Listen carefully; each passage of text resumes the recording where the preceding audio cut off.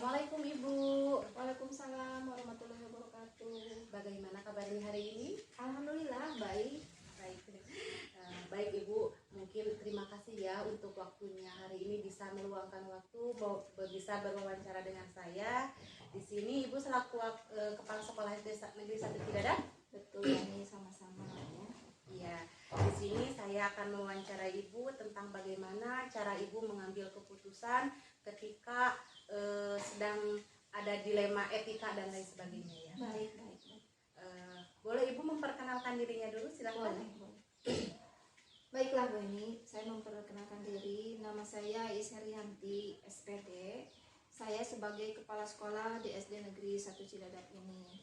Kebetulan sekolah ini juga termasuk program sekolah penggerak dan alhamdulillah Bu Heni juga termasuk menjadi komite pembelajaran.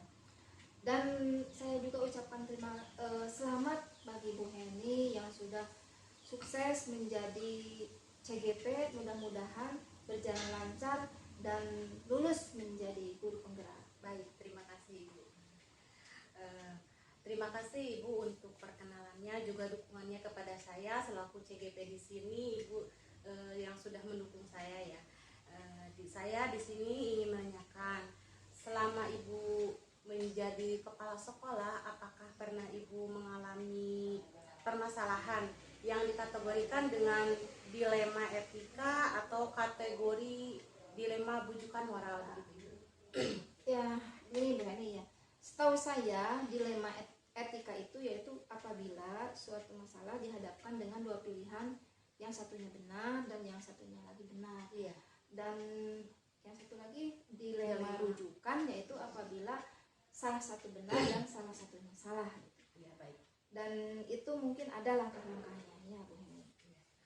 Baik Ibu, untuk tadi dilema etika kalau benar dengan benar, kalau dilema bujukan moral benar lawan salahnya. Kalau Ibu untuk penyelesaian masalahnya dengan cara seperti apa Bu?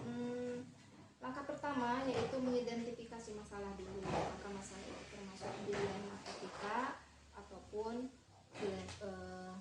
dilema rujukan tadi ya. Selanjutnya kita mencari solusi terbaik untuk penyelesaian masalah tersebut. Baik apakah merugikan lembaga ataupun menguntungkan bagi lembaga dan bagi yang punya masalah tersebut. Oh iya. Baik Ibu, selama langkah-langkah seperti itu mungkin ada prosedurnya ya. Prosedur baik digunakan dalam menyelesaikan masalah. Yang sudah Ibu lakukan, prosedur seperti apa sih yang dilakukan untuk mengatasi masalah tersebut? Setelah kita mengidentifikasi permasalahan tersebut, kita ajak bersama-sama diskusi dengan teman sejawat ataupun kita meminta bantuan dengan atasan kita yang menjadi penguas pembina misal Yeah. ataupun kita berkolaborasi dengan masyarakat yang diwakili oleh komite sekolah. Juga mungkin ada stakeholder yang lainnya, mungkin aparat gitu. Misalnya saja, misalkan aparat yang terdekat dengan kita, kepala desa, kalau misalkan dibutuhkan. Seperti itu Bu Eni. Jadi mungkin Ibu selalu berkolaborasi ya dengan lingkungan sekitar, dengan aparat dan juga yang terkait dengan masalah tersebut. Baik Bu, untuk di situ cara yang paling efektif nih, yang paling efektif yang telah Ibu lakukan dalam mengatasi masalah dilema etika maupun dilema bujukan moral tersebut, yang paling efektif biasanya dengan cara apa? Selama ini ya Bu Heni, cara yang paling efektif itu yang sudah kita laksanakan, mungkin Bu Heni sendiri bisa merasakannya. Kita itu adakan diskusi ataupun secara kekeluargaan ya. Permasalahan itu dimusyawarahkan bersama-sama dan tidak merugikan sebelah pihak gitu. Diusahakan harus menguntungkan kedua belah pihak, apalagi mungkin bagi yang bersangkutan dan bagi lembaga itu sendiri. Jadi menurut Ibu kalau penyelesaian masalah itu diutamakan supaya bagaimana nih supaya tidak merugikan kedua belah pihak, yang bagus-bagus menguntungkan ya Bu untuk kedua belah pihak tersebut. Baik Bu, apakah nih Ibu dalam penyelesaian masalah tersebut dengan menguntungkan kedua belah pihak, tidak merugikan kedua belah pihak. Cara menyelesaikan masalah itu apakah ada dengan jadwal tertentu atau fleksibel saja gitu Bu, langsung gitu setelah Ibu mendapat masalah, Ibu langsung eksekusi ataupun ada jadwal tertentu? Kalau masalah kan itu tidak tentu ya datangnya Bu Heni. Iya. Jadi ada masalah kita rencanakan kan tidak. Iya. Maka dari itu saya selaku kepala sekolah juga mungkin teman-teman di sini menyelesaikan masalah itu secara fleksibel saja dan insiden ya kalau terjadi masalah itu sendiri. Jadi kapan terjadi masalah itulah yang kita lakukan untuk mengatasinya. Jadi tergantung ya Bu ya. Ya, Jadi kalau ada masalah, kalau bisa laksanakan langsung eksekusi, diselesaikan lebih cepat dan lebih baik gitu. baik, lebih cepat lebih baik ya. Nah, dalam penyelesaian masalah yang tadi Ibu katakan kalau ada masalah langsung diselesaikan. Apakah ada faktor-faktor yang bisa mempermudah Ibu dalam menyelesaikan masalah tersebut? Misalkan kasus yang dialami oleh Ibu apa? Dan cara penyelesaiannya dengan masalah dengan cara yang mudah, dengan seperti apa yang mudahnya seperti itu? Seperti contoh kasus misal contoh kasusnya ada siswa kita misal dipengaruhi dari luar, misal alumni SD negeri kita, terus kita punya masalah dengan mereka, baik itu yang melanggar peraturan secara hukum atau apa. Nah, sebelum kita berlanjut ke ranah hukum, ada yang mempermudah atau faktor yang mempermudah penyelesaian masalah itu tentu saja kolaborasi tadi antara yang punya masalah, keluarganya gitu ya, stakeholder yang lain, komite sekolah, pengawas, teman sejawat, kita berembuk bersama-sama dan itu lebih efektif dan lebih mempermudah penyelesaian masalah itu sendiri. Baik. Jadi kembali lagi ke kolaborasi mungkin ya Bu Ya. untuk penyelesaian masalah tersebut. Dari semua yang Ibu sampaikan adalah pembelajaran yang dapat Ibu menyelesaikannya ya permasalahan di lembaga-lembaga ini. Sekarang dari semua masalah itu Ibu sampaikan dengan cara di lembaga tersebut tadi dengan kolaborasi dengan orang tua, terus lagi dengan stakeholder yang ada, mungkin itu untuk mempermudahnya ya Bu ya. Jadi pembelajaran yang kita ambil adalah bahwa setiap orang memiliki kesalahan dan sebaik-baiknya manusia adalah yang mau mengakui kesalahannya ya, mungkin seperti itu ya Bu ya. Dari kesalahan kita dan kita supaya tidak mengulang lagi kesalahan yang telah kita buat, tentunya dengan kita pembelajaran flashback ke belakang ya Bu. Iya.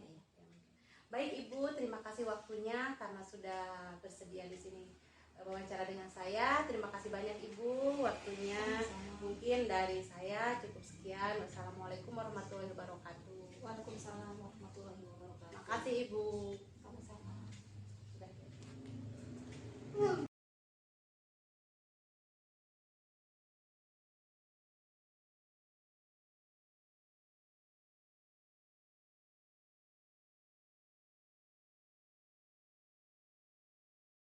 Assalamualaikum warahmatullahi wabarakatuh. Perkenalkan, nama saya Karman. Asal tempat saya sebagai kepala sekolah di SD Negeri Ciaul, dan saya ucapkan selamat kepada Ibu Heni Suryani yang pada saat ini beliau sebagai calon guru penggerak angkatan ke-8.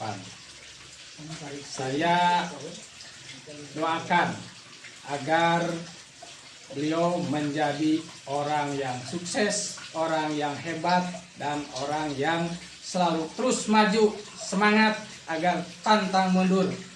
Mudah-mudahan harapan saya semoga kedepannya banyak sekali generasi penerus yang mempunyai pengetahuan, berilmu tinggi, dan bermanfaat bagi nusa, bangsa, dan agama. Rupanya perkenalan hanya itu. Wassalamualaikum warahmatullahi taala wabarakatuh.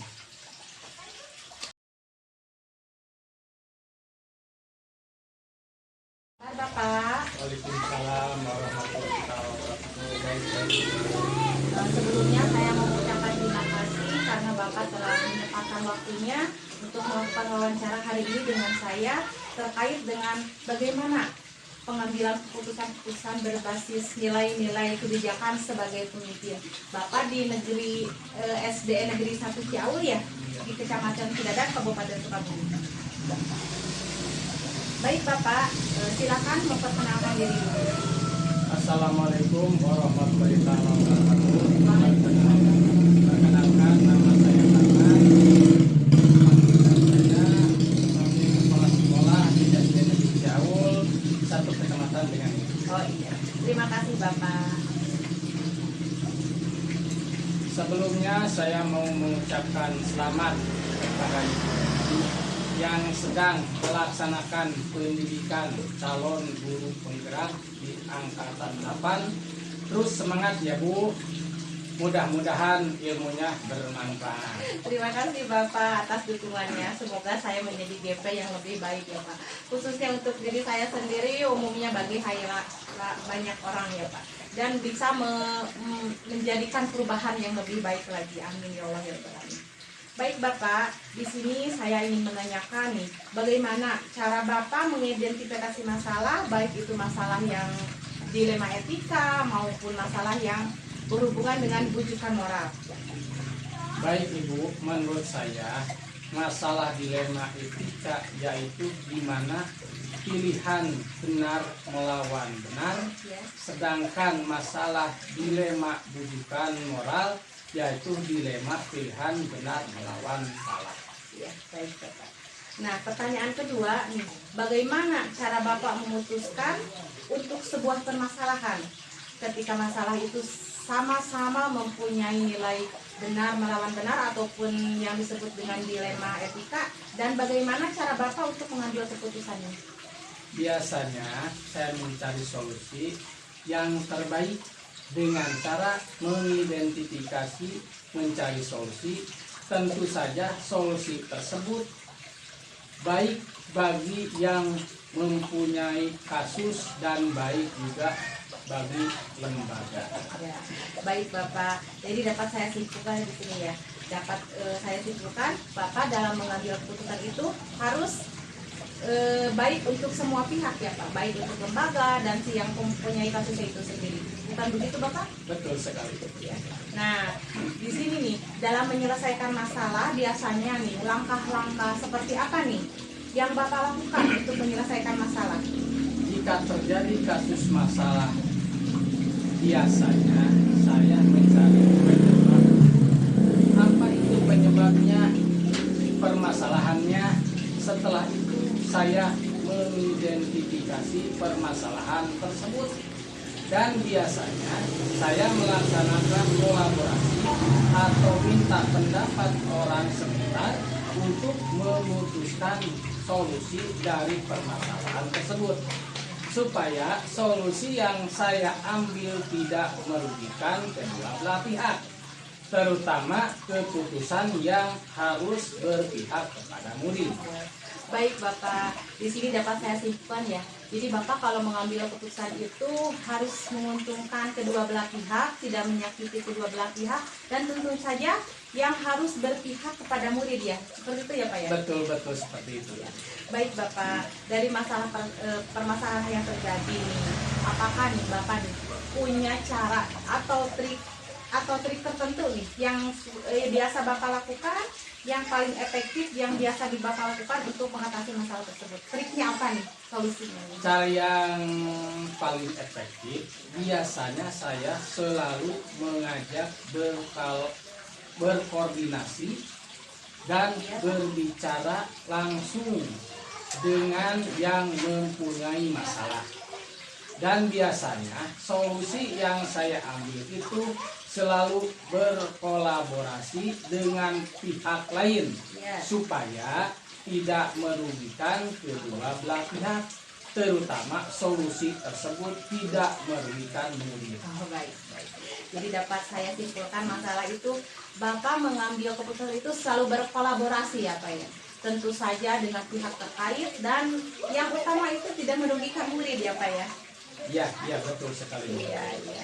Nah Bapak, dalam masalah nih, atau suatu kasus yang mungkin menurut Bapak sulit untuk dipecahkan, yang pernah Bapak alami nih selama menjadi kepala sekolah? Apakah ada, Pak? Kasus yang saya alami baru-baru ini yaitu masalah siswa yang mengalami kecelakaan. Tapi pas kenaikan kelas menjadi perbincangan karena siswa tersebut sudah lama tidak bersekolah dan ada sebagai guru yang berpendapat bahwa siswa tersebut jangan dinaikkan kelas. Tapi wali kelas berpendapat bahwa siswa tersebut selalu terjadi kecelakaan. Siswa tersebut aktif dan rajin sekolah. Setelah kecelakaan, mungkin dia merasa minder ataupun belum sembuh benar sehingga siswa tersebut tidak masuk sekolah dengan jangka waktu yang lama.